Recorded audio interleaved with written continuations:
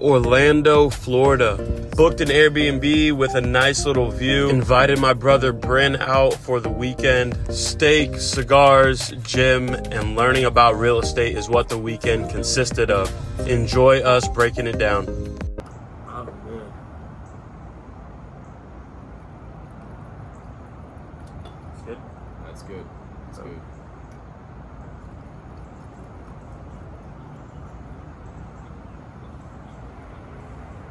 Guys, so Bryn taught me this here the other day. One, he put me on fine Tawny Porto. At Tawny. Yes, sir. Gotta say it with an accent or it's not real. No. But you gotta hold the wine glass by the stem. By the stem, indeed.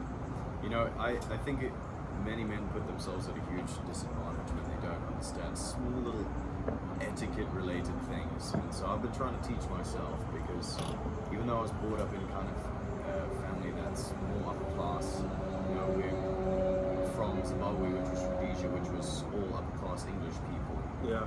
So I got taught some of that stuff, but some of the stuff you just don't learn. Like, here's another thing I can teach you really quickly.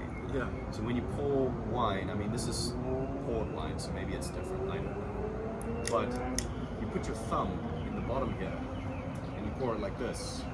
And apparently that's like another little thing that you can get that's supposedly more correct according to etiquette as opposed to other things.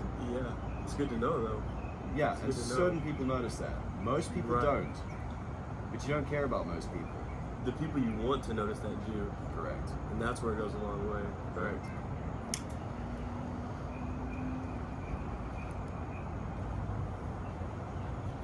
So we're out here in Orlando right now. Yeah. Why are we here, Darius? We just got done with a multi-family real estate investing 3-day workshop, and it was fire. It was fire. Brought my brother Bryn along because I think it's important for us to keep the value within our network and with our brothers, right? You know, we have very much aligned goals in the way we think and things of that nature. So, for those of you who don't actually know how Darius and I met, we were actually at a networking event. At the time, I had been modeling for a short little while, and there was an event in Tampa, which was kind of like a, you know, models and influencers event. And the thing about those kinds of places, when you are a certain type of person, you match in a philosophical way, you just stand out to the other people that match up. So we were both talking about God, about Jordan Peterson, about wisdom. Instantly hit it off. And it's the same thing like I was just saying with the etiquette related things, is most people won't notice it, but to the people that do, you stick out like a sore thumb. Instantly they're like, that's my guy. That's my guy. Yeah, no, it's such a real thing. It's such a real thing. You attract what you are. Big time. You know? Big time. What do you think about this port compared to the one we had 2 evenings ago? I think it's pretty good. Yeah, he also put me on with these cigars. Sugarcane? Sugarcane. Yeah. These are fire. It's a great pairing as well with the fine Tawny. Yeah, big time. Often I find that cigars are just a little bit too bitter. I'm a baby to cigars. They're not something that I'm accustomed to. And so these are just really pleasant because the sweetness from the sugarcane, it just helps balance that bitterness, and it's also a mild cigar. So. Right. Now the lady that does these, she's very well known. I think her name is the name of the actual cigar. It's Darla. And these are handmade, and she's known for wrapping them on her thigh. Yeah. I think that's how they do it. That's cool. And they're very, very good price. I don't actually know, so someone maybe in the comments can actually talk about this.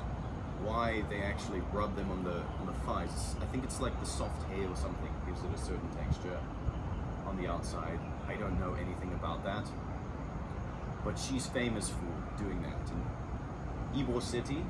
Yeah, it's like one of the historic cigar capitals. It's just like the United States for sure. Correct. For sure. Where'd you get them at?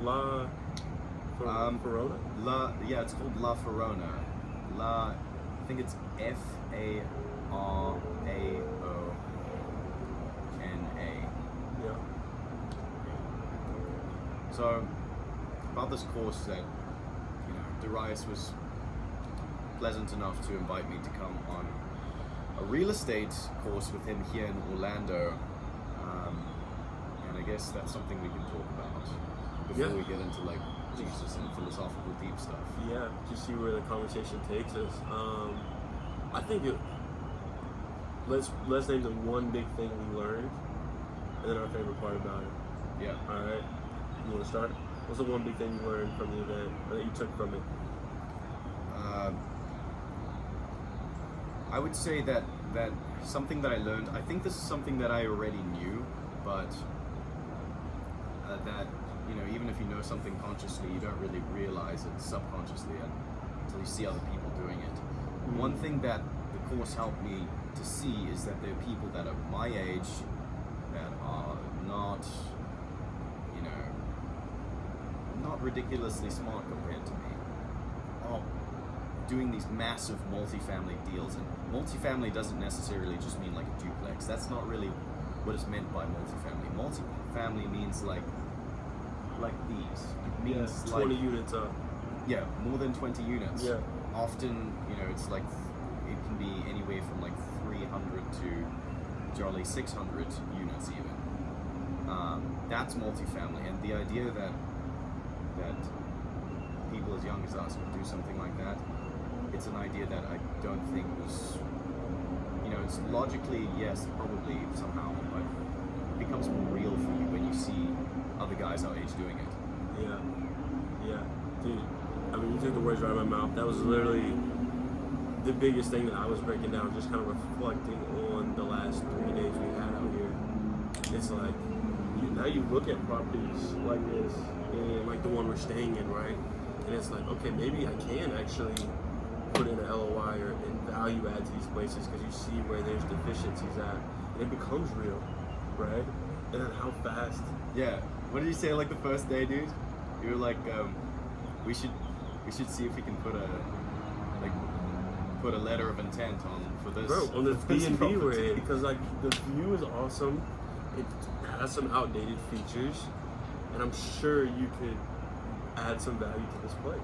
I know for a fact we can add value to this place, actually. For sure.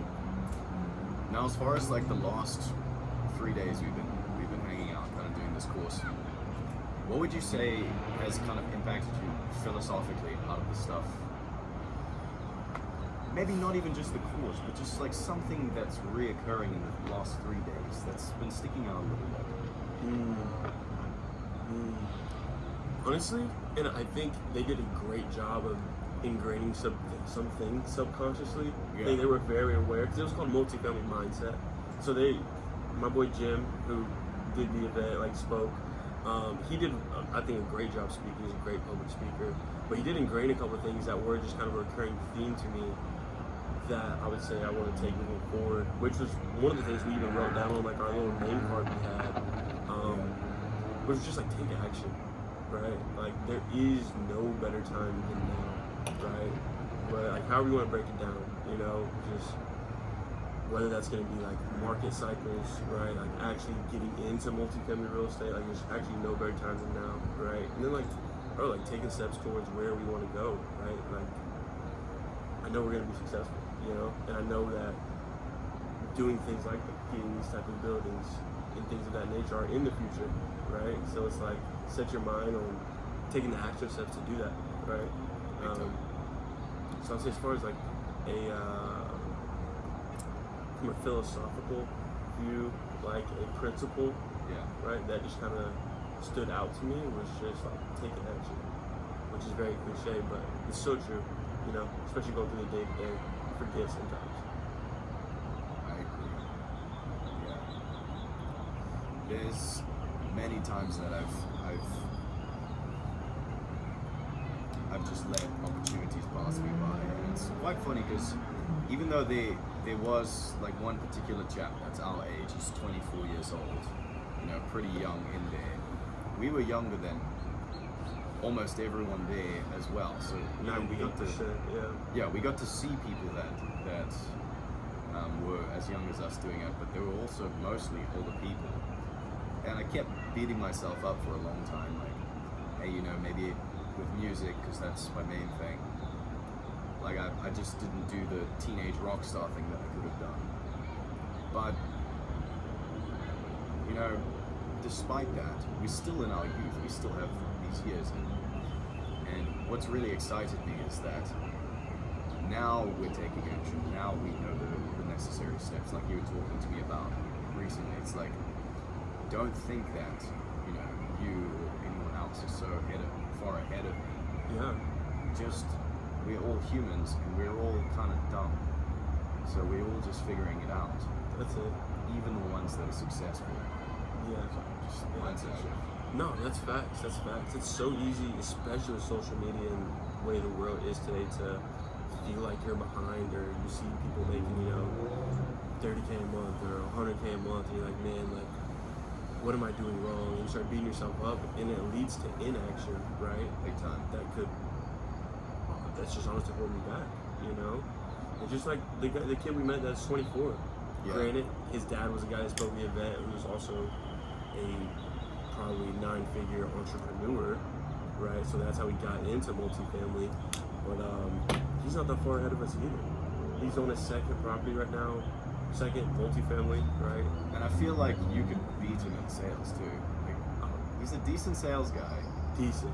But decent is not like, Yeah. Yeah. like, come on. Yeah. I think, just going back, I think sales is one of the greatest skills you can learn. Genuinely. Sales is cool because learning how to be socially competent in awkward and tense situations makes a huge difference in your life. Facts. I remember, you know, I had this transition when I started doing sales where you become very, very, very calm in strange situations that are not natural and you're not supposed to be calm. I remember I got threatened. I had a guy come out, because I did door-to-door sales. I had a guy come out with a gun and I still pitched him. No way. Yeah, his dogs came out and fought in front of me. He came out, he was like, what's going on? He was yelling, his wife was talking to me. And then I was like, screw it. I was selling solar, so I was like, hey sir, have you heard about the net metering program? Went into it. Right into it. But when he told me to leave his property, I didn't stay. Yeah. That's funny. Yeah. No, sales is, if there's any advice I can give, learning sales while we're young is probably one of the best fundamental skills you could learn. It's a man's sport, man. 100%. 100%. But it translates like over to everything. Just like you said, now you're a better conversationalist, right? Now you're actually asking questions, getting to know people, right? Yeah. And I mean, like I said, it all just transfers over. Exactly, dude. Now let me ask you, because I answered that question. Maybe the main thing that I took from the event that I learned. What about you? What is the main thing that you learned from the event? Was it something practical or something genuinely learned? Yeah. I think I had a very good understanding. Like I may be weird. I don't know. In my free time, I literally probably have hundreds of properties saved in my Zillow. I have like 30 plus apartments saved that I think are good deals, right? Yeah. And so that's why, another reason why I even bought the 3-day workshop. It's like, I want to actually understand the intricacies so I can make a deal. Knowing whether it's actually a good deal. Exactly, Yeah. exactly. Paying for the knowledge, investing back, right? So I think the biggest thing I learned was, one, like we said earlier, how tangible it is to actually make things happen sooner than later. But then I think, two, really like the formulas. All those formulas and the math equations needed to properly underwrite the deal, what numbers to look for, right? Things of that nature, you know. To me, that was worth, the investment in itself. The practical stuff is probably you know, maybe I put an emphasis on the philosophical and the mindset stuff because it's cool and it's easy to articulate. But that stuff you can get anywhere from just jolly doing sales. But the practical stuff, I would say, is what sets the experience apart. Right. To me as well. You know, there's that philosophical stuff, but just understanding, okay, hey, this is what you should look at for your cat. Great. This is what you should look at for cash and cash. Yep. This is what you should look at for you know, your ability to pay the debt, that kind of thing. Yeah. That stuff is really nice to have. It makes you feel more competent as a human being, having those in your tool belt. Exactly. More knowledgeable, right? More Yeah. knowledgeable. It's not so intimidating. It's not so intimidating anymore once you understand the numbers. Yeah, and it's also biblical for us to continue to seek wisdom, right? That's what they call philosophers for. Philosopher is not, you know, some sort of isolated word that just means its own thing. Philosopher means a seeker and a lover of wisdom. And, you know, if you read the entire book of Proverbs, it talks about wisdom calling out from the marketplace, how that's something you should seek, how that's a good thing. Yep. So yeah, of course, the Bible wants us to seek wisdom. And I think that one problem that a lot of people have is they see, even my father, who's very, you know, successful in his own way, even he had this resistance towards success. They see money as the root of all evil, and success is the root of all evil. But that's not really taking the verse as it's said. Right. What it's actually saying is the love of money is the root of all evil. So utilizing money to spend more time with your family, to take care of more people, to have more access to doing what is right, that's a good thing. It's when that money becomes a god that replaces a real god that's a problem. Yeah, that's good. That's good. Why would you say success is the root of all evil? No, I don't think that success is the root of all evil. Okay. I think that love of money is the root of all evil. Okay. I think that success is good, success is fine. If I said that, that's not what I meant. Maybe I misheard that. What I disagree with, though, that Jim said, is he said that, you know, if you just give, God will give to you. You know, he had kind of like a prosperity gospel thing that one time. Yeah, he did say that, yeah. I disagree. I think, you know, you should give out of the abundance of your heart, not expecting anything in return. And I think that giving in and of itself is its own reward. I don't think you should give in order to receive, nor do I think you actually will receive just from giving. That doesn't make sense to me. And I don't see that in the Bible. I see Ecclesiastes. You know, have you read any of Ecclesiastes by chance? Honestly, I think I've read through it once. I couldn't recite anything out of it, in full transparency. Yeah. Well, it's kind of an unusual book, so I can't blame That's you. by It's Solomon. End yeah. days, correct? Yeah. That's when he's talking about Proverbs is talking about pretty much like his abundance, right? The Solomon. Wisdom. Yeah, he asked for wisdom instead of all the riches, then he gets everything. Yeah. Ecclesiastes is at the end of his life, Yeah. right? Where he's talking about basically he had all the riches, he had all the women, he had everything you could ask for, but at the end of the day, the only thing that mattered is his relationship with God. Yeah, it's really interesting. He talks about the meaninglessness of life. It's almost like kind of nihilistic in a way.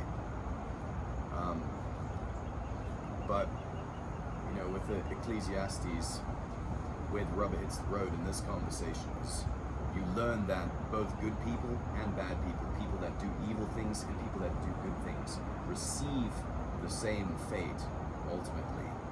Yeah, those who, you know, accept Christ obviously go to heaven. But while we're here on earth, time and chance happen to us all. Things that are not supposed to happen to good people happen. You know, that's Job. Except it's even worse than Job, because Job was actually somewhat predictable because Satan was allowed to afflict Job. Right. Here on earth, most of the time, most of our afflictions are due to time and due to chance of just things happening because God, even if he can control everything, he doesn't control everything, you know. So that's a lot of Ecclesiastes for you. Really interesting book. Yeah. No, that's really good. That's really good. I need to read Ecclesiastes. Right now, I've been in John. Yeah. And you heard in the morning. John in the morning, and then 2 Corinthians at night. Yeah. I love it, dude. Yeah, it's awesome. I love it. Dude, thank you so much for inviting me on this trip. It's been Dude, good. of course, dude. It's been good to spend time with you. Yeah. Facts, bro. It's been fun. Facts. It's been fun. Facts. It's Bryn's birthday, so we're about to go. I'm old. Then we're gonna go to Fogo de Chao, maybe. Yeah. It's not bad. Some Brazilian steakhouse, something like. So Yeah. Get some protein, mate. that'll be fun. It's gonna be good. It's gonna be good. Now, usually with cigars, I don't like sweet cigars because, you know, they're gonna have artificial stuff. And I can't call myself a cigar connoisseur. I'm terrible at smoking these. Look at how uneven that is.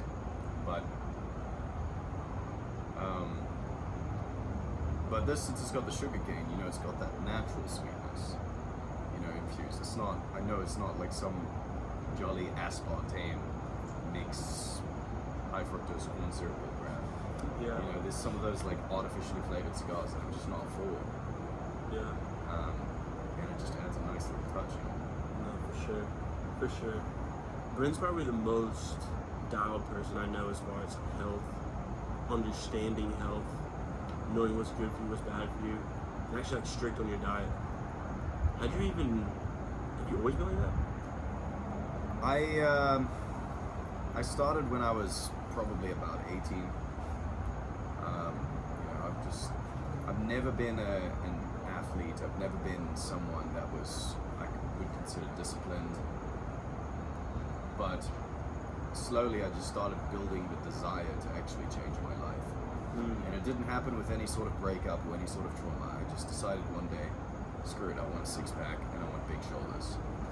And so I remember the day I was 18 and I just jumped in the pool and swam until I was, you know, ridiculously tired and could barely swim anymore. And then I just did that every day. And then from there I built. From there I joined a CrossFit gym. And then I went 5 times a day. And then I gained 20 pounds of muscle and I just started to gain momentum. And then people started to change their perception of me. They started to think of me as the CrossFit guy. Yeah. And I got obsessed with health. And the guy that was my coach, he was like my mentor. He was super strict as well. But all I did was I just took what he told me and I just took it to the extreme. So I did everything that he told me. And then, you know, later on, he starts to be the guy that's, you know, I start to see like holes in his game. And I'm still keeping it tight. Yeah. And that's not because I'm an amazing person. You know, like I said, I was never an athlete. But anyone can do it. And I think why I emphasize that it didn't happen with trauma is like, you don't need trauma, you don't need pain. You just need to want to do it. And so you could just decide to do it one day. Hey, I want to be jacked. Yeah. Yeah. And even if you don't have ridiculous motivation, you can just use your free will. Yeah. Something I was telling Darius that's super beneficial for my life, for everything that I do, is that willpower is infinite. So that means you don't run out of willpower. Some people like to say, you know, don't do too much of this or that in a day, otherwise by the end of the day when you got to do more important stuff, you're going to be tired. Right. Yeah, you'll be tired, but willpower is infinite. Meaning that as long as you're conscious, you have access to being able to make a choice. That's good. That's good. And you're pretty well versed in philosophy as well. Did your parents raise you like that as well? I don't think I've ever even talked to you about this as well. My parents don't like the word philosophy. No. No, they don't. Dude, they actually don't. They feel like it's woo-woo and like I'm gonna get into some weird Nietzschean, I guess existentialist, anti-Christian. But I think since I've adopted it and I've shown them maybe the benefits, they kind of embraced it a little bit, not for themselves, but they've embraced me having it. Yeah. They've always taught me in wisdom without knowing that that's what philosophy actually is. My dad's a very wise man. He's always taught me discipline. He's always taught me telling the truth, even if it puts you at what seems like a disadvantage. My dad is a man that keeps his word, and that's something that I hope that I've adopted from him, benefit from. And so I wasn't raised knowing philosophers. I just got obsessed in understanding the bones and the structures and the cogs that run the world and the human mind. Yeah, the truths. Yeah. The truths. Yeah. I can definitely see it's paid off too. You're very knowledgeable in many areas. You're too kind, man. I appreciate it. I appreciate it. There's many things that I'm yet to learn. But that's part of the fun of it. If I knew everything, then it would be very boring. And reading would be boring. So part of the reason I would like to read stuff I've already read is because sometimes I'm dumb and I don't process everything that I've read. And some stuff like Dostoevsky novels is so dense. And you could just go back through them and learn a crap ton anyway. You know, I've had interesting experiences that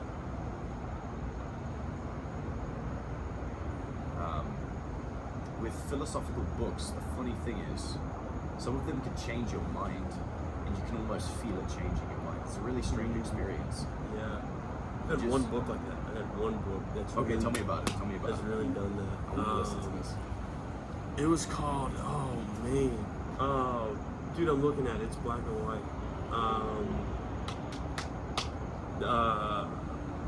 Dude. I'm gonna...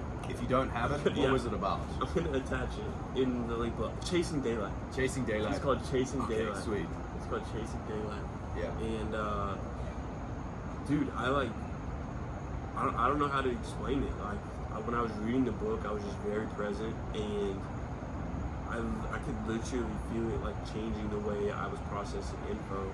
Yeah. And like genuinely, like it was a book about like seeking God's light. Pretty much like chase the light instead of the darkness, right? Like when you feel that negative or you worry that other little thing on your shoulder that's telling you to, you know, go to Chick-fil-A instead of, you know, work out and go get a salad, you know, like chase the daylight, right? Like chase like that best side of yourself, you know. It was crazy because I actually started applying what I was reading in the book. Then I was seeing things pop up in my life that were like, it was almost like God was like putting stuff in my realm of like opening new doors and opportunities. Like when I was reading that book, that's when I met that billionaire I told you about in Daytona, the gym. That's when I met him, right? And then it was like, it talked a lot about like purpose, like I said, seeking God's light, looking to serve. I'm telling you, with that week I was reading it, I ran into 5 people that were like, had like car accidents right in front of me.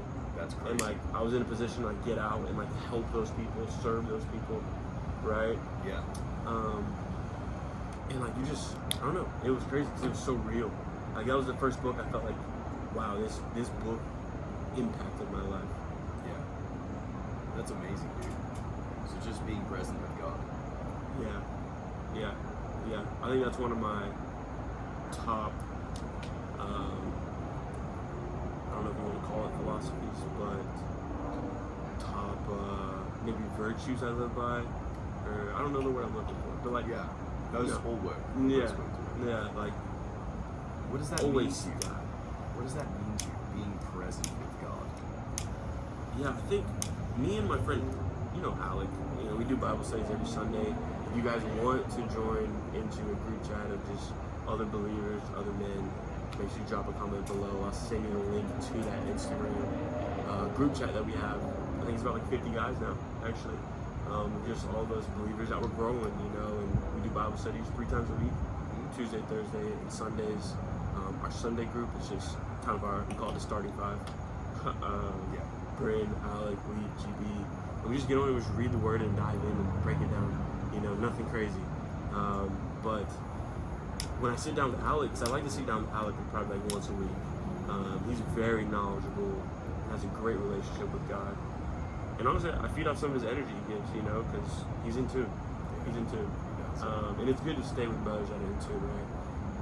But being present with God is like having genuine relationship with him, right? Like this concept of like, you know, maybe like thinking in the world, I'm thinking in the world, and then I gotta go tap into the Holy Spirit, like God's not with me, right? Yeah. Like he's omnipresent. He's with us right now, you know. Like he's a homie. He's sitting here with us, right? Type of deal. And so like that presence with God for me is just like maintaining a relationship, making sure I'm in the Word, making sure I'm praying, making sure, you know, that my thought process, the way I'm thinking, is in line. Do I fall victim to the world? Do I fall victim to, you know, bad thoughts? for sure. Going to the truth, for sure. You know, distractions all around us. I'm not gonna speak too loud about it, but they're all around us. You know what I'm saying? But yeah, man, that's what I mean by that makes sense. Yeah, no, for sure. For sure, brother. I love that. Yeah. So, I would say a book for me then, if you want me to speak on that a little bit. Yeah, what book changed your life? Or not changed your life, that you felt, you know what I'm saying? Like you're speaking of. A novel. So, there was a novel by a chap called Dostoevsky, which many of you probably are familiar with. Not many people have actually been through reading one of his full books, or some people have read it in college and just, you know, read one of them in college and just forgot about them, forgot what they're about. But I indulged in the book Crime and Punishment by Fyodor Dostoevsky, and that was a really strange experience. How so? At the time, I had stopped seeing a girl that I was very interested in, but I had made some decisions in relation to that I had never done. I had, you know, developed a sense of respect for myself and reacted in a way that I was quite pleased with. And so I was in a place where I was feeling change, and I was also feeling quite angry. And this book goes into pieces of your mind, because it's taken from the perspective of a chap called Raskolnikov, who's this Russian student. This is in the 1840s or something. He was written. No, I think it's like 1870s. And it's taken from his perspective. He lives in this tiny little house, and he used to be a student, and he used to also teach, but he's adopted nihilism, and he's adopted ideas, like, for those of you who are familiar with Nietzsche, that's kind of the time where the ideas of the Übermensch, or the overman, the superior man, was kind of coming out, and he had adopted this kind of idea. He calls it the exceptional man, and that is a man that is above moral responsibilities, regardless of the consequences, as long as you are that superior man, and that you have a superior purpose to other people, and that allows you to do things like Napoleon did, like kill people in order to take over an empire. So, what this chap does is, since he wants to see if he is if he is a superior man or not, he decides in his brain that the best way to test that is to kill a lady that is a bad person who takes advantage of people, and then give the money to charity, to see if he is that kind of superior man. And it's all about this dark road that created, you know, horrible movements like Nazi Germany, where they think that they have a right to kill people in order to achieve a goal, even if his goal might have been good, to get the money from that bad person, and it was to kill a bad person to give to the poor. It was still murder. And what he found when he actually did decide to kill her is that he felt guilty, and he was surprised by this, that he couldn't remove himself from the guilt regardless of the reason why he did it. And one of the messed up things about the story is he kills her in such a gruesome way. Yeah. He utilizes an axe, and he turns it over to where it's not the axe, the sharp part of the axe, but the butt part hits her on the head. And then an innocent woman actually sees him doing this act, and he has to kill her too. And the interesting philosophical concept about this is that if you can justify one killing, you can justify two in order to gain your means, or you can justify many in order to gain your means. Yeah. You can justify infinite, so it's unlimited. And so that's where the danger of this kind of philosophical concept comes from. Interesting. Yeah. Interesting. You know, how did that change? How did that change me? Yeah. So I'm trying to like not let my cigar like For sure. burn out. I'm so bad at smoking these, but the way it changed me is the understanding that Dostoevsky had of the human mind was so deep that when you are taken through the story from the perspective of this character, your brain almost clicks into a spot where you can understand it. And what I learned, and which was a scary thing to me, and I don't know where this is you kind of learn your capacity for cruelty. You learn your capacity because you see it from this guy's eyes so well. It's not like most books. It's not like most books where, yeah, it's from the first person perspective. I get what he's saying. It's not like that. It's like your brain clicks into it. And your brain is engaged to a point where you're like, I could actually do that horrible thing that guy did. Yeah. And then you learn that as a human, you have to be very careful about your ability to be cruel to other people, because you learn that you actually can be. Most people think, I would never do that. I would never be one of the people that would kill the Jews in Nazi Germany. There were normal people that did that. So the book helps you explore the fact that you can be that kind of bad person, and it helped me learn to protect myself from potentially things that could influence me to do stuff like that. Knowing your capacity to do something bad is the only thing that's going to stop you from doing that bad thing. If you don't know that you have that capacity, then you might just be led into it blindly and not even know that you're the one doing it. You're just following your leader. But if you know that capacity, at least you can protect yourself against, let's say we have another situation where America becomes like a Nazi Germany. Right. At least you can protect yourself from being that person, and you can be part of the people that don't cause a genocide. Right. So that's where it changed me mentally, is it taught me my capacity for cruelty and for heinous things like that. Huh. And so That's interesting. very interesting, yeah. That's cool though. What was the name of the book again? Crime and Punishment by Dostoevsky.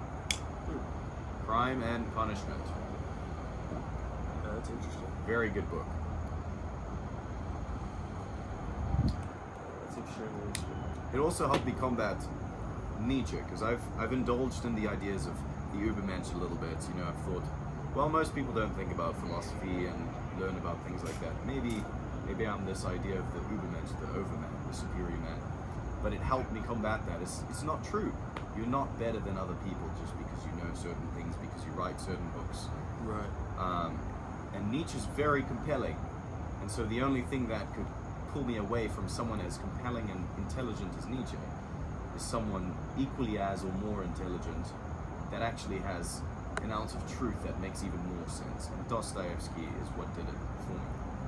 Is he your favorite philosopher? That's hard to say. I mean, I think just as a Christian, I just have to say that it's Jesus, but Yeah. but It is. you know, As far as the worldly people that are humans, that yeah. are normal humans, you know. I think he's a good contender. I have so many favorites, but yeah, I think Dostoevsky. It was Marcus Aurelius, but Marcus Aurelius is, I believe he killed Christians for a while. So his wisdom is still wisdom, but he did some bad things. It's cynical. Yeah. You said this is what? Said a bit cynical, isn't it?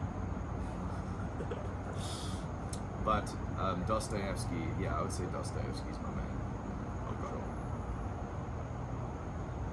Yeah, completely off topic. I've been doing like this little like British accent, London thing, every now and again.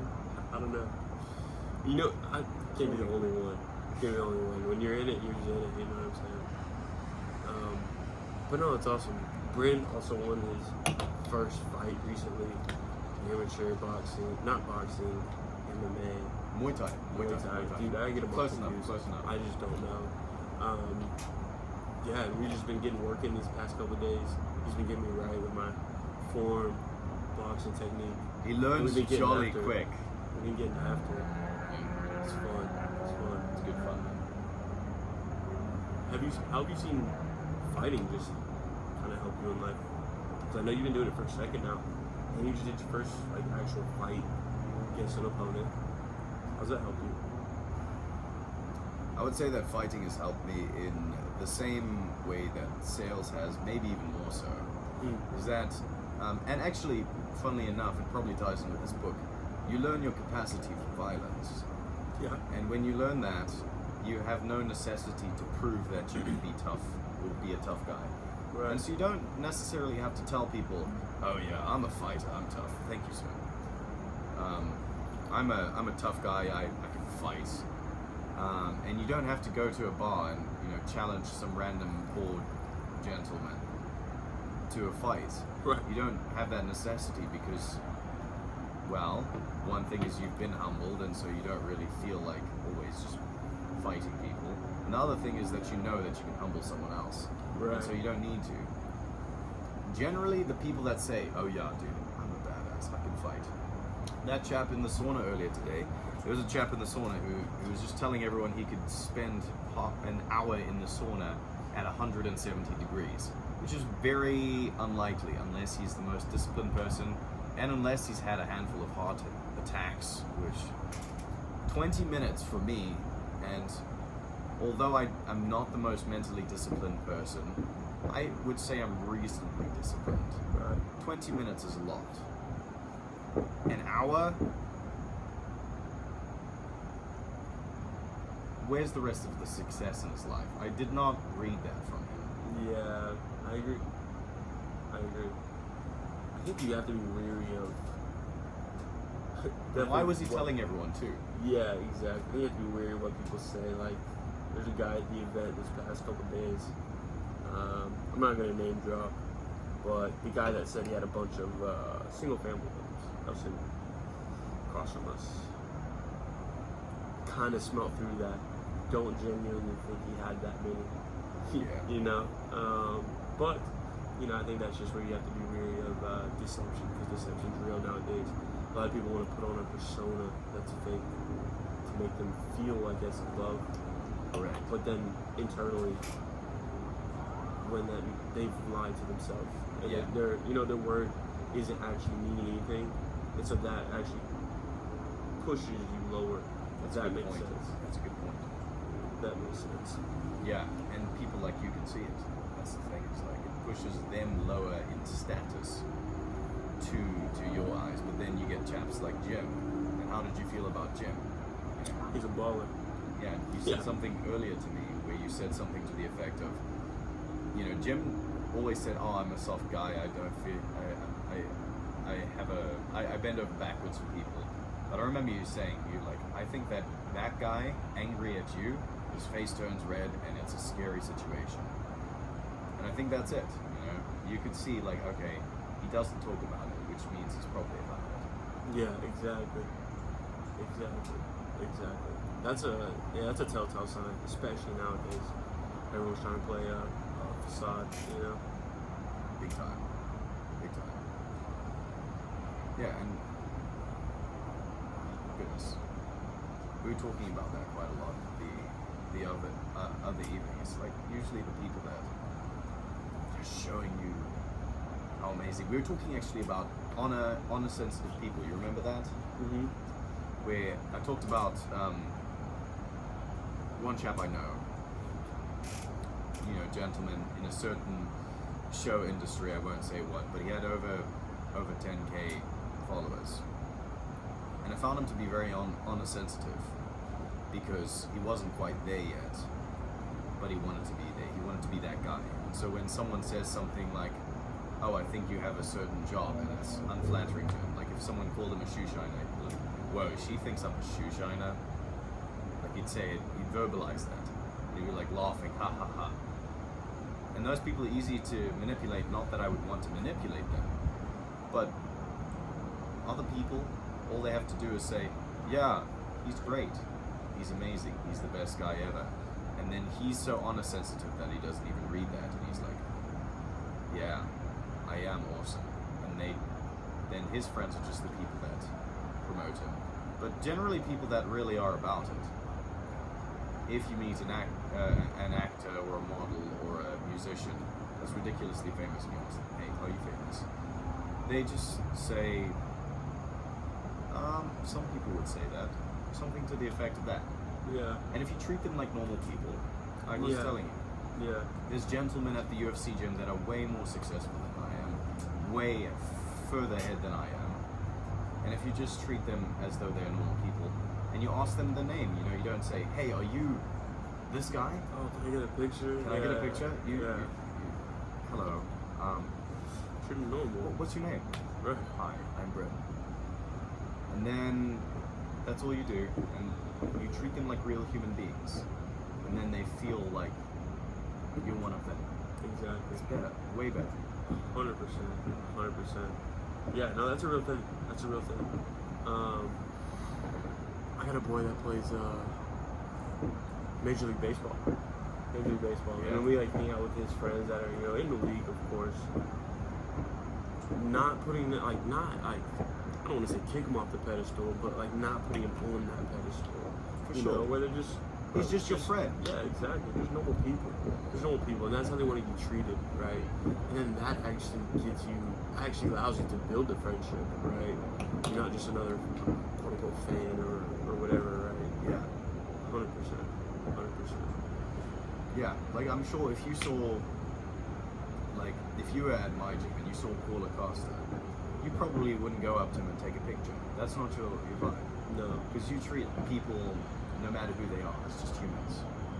And that's one of the benefits to you. That's why for you, navigating marketing events, like meeting people, like the Gold's Gym chat, so easy for you is because it's natural. You just treat them like humans, and they'll feel like you're part of them, which you are. It's just another human. Yeah. It doesn't 100%. matter what level of social status they have compared to you. You're just two men having a conversation. That's it. Yeah, that's it. That's it. That goes a long way, especially with just like respect with those people that do have a higher, maybe in a higher echelon at the moment. At the moment, just at the moment. Big time. No, it does go a long way. 100%. 100%. Wow, those fireworks. Yeah, where are we at? Yeah, we should probably start wrapping this up so we can go hit Fogo before it closes. I think that's it. Have time to really grub. Get some protein. I think that is a pretty decent spot to finish this. So, No, 100%. I'm glad we got to do this. yeah. Bryn also just dropped a song. Okay, guys. I'm gonna do my best to try and get it in part of our intro, right? With like a little thing I'm gonna try and clip up. Not the best of that stuff. So, if not, I'm definitely gonna have in the comments below all the links, as well to all of our Bible study group chats, right? As well, things of that nature. If they want to follow you, where do they go? So Where do they hear the song? my name on everything except I think maybe Apple Music is Bryn Rietz. BrynRietz. Now, if you're on Apple Music, I think it's BrynRietz and The Vision, which was my band back in the day. Just for whatever reason, it didn't transfer over. But yeah, that's me. Peace.